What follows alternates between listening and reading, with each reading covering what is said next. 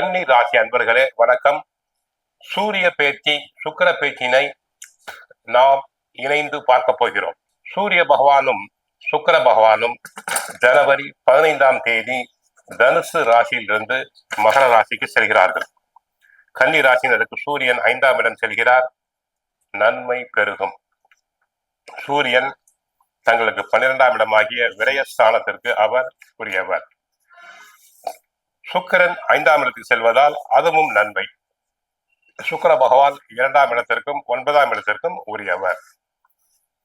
ஆக குடும்பத்தை பொறுத்தவரை கன்னிராசி அன்பர்களுக்கு குடும்பத்தில் கணவன் மனைவி இடையே அன்பு பெருகும், ஒற்றுமை ஓங்கும். கணவன் மனைவி ஒருவரை ஒருவர் அனுசரித்து செல்வீர்கள். சுபகாரியங்கள் தடங்கள் இல்லாமல் நடைபெறும். பழைய கடன்கள் இருந்தால் அனைத்தும் அடைபடும். ஆரோக்கியத்தை பொறுத்தவரை நல்ல சிகிச்சை எடுத்துக்கொண்டால் உடல் நலம் பெறுவீர். வீட்டில் உள்ள மூத்தோர்களுக்கு உடல் நலம் நன்றாக இருக்கும். மருத்துவ செலவுகள் குறையும்.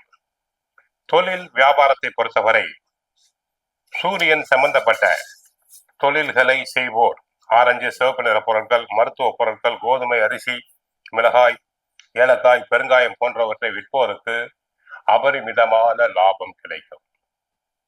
சுக்கிரன் சம்பந்தப்பட்ட சில பொருட்களை விற்போர், பழங்கள், பூக்கள், ஃபேன்சி ஸ்டோர் நடத்துவோருக்கு லாபம் பல மடங்கு பெருகும்.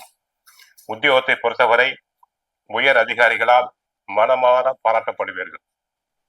நியாயமாக கிடைக்க வேண்டிய பதவி உயர்வு கிடைக்கும், இடமாற்றம் கிடைக்கும். பிறர் வேலையும் சேர்த்து செய்து புகழ் பெறுவேன்.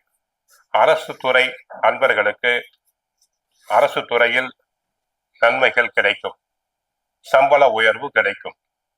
உயர் அதிகாரிகள் தங்களை மனமாற பாராட்டுவர். அரசியல் துறை அன்பர்களுக்கு கட்சிக்குள் தங்களின் ஆலோசனைகள் ஏற்கப்படும். மக்களிடையே புகழ் செல்வாக்கு பெருகும். மருத்துவத்துறை அன்பர்களுக்கு கைராசியான டாக்டர் என பெயர் எடுப்பார்கள். ஆக மொத்தம் கன்னி ராசி அன்பர்களுக்கு நன்மைகள் பெருகும். கோயிலுக்கு சென்றால் சூரியனையும் சிவனையும் வழிபடுங்கள். மகாலட்சுமி தாயாரை வழிபடுங்கள். வாழ்க வளமுடன், மங்களம் உண்டாகட்டும்.